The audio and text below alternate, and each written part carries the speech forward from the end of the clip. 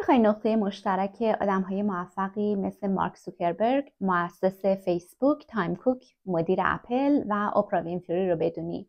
تمام این آدم‌ها یک نقطه مشترک دارن و اون ورزش هست. ورزش نه تنها به سلامت فیزیکی ما کمک میکنه، به سلامت مغزمون و بهبود حافظمون هم میتونه کمک بکنه. فقط 10 دقیقه ورزش رو در اسکیجول روزانه خودتون قرار بدین و مطمئنم این 10 دقیقه برای هر کسی امکان پذیره، حتی داخل منزل.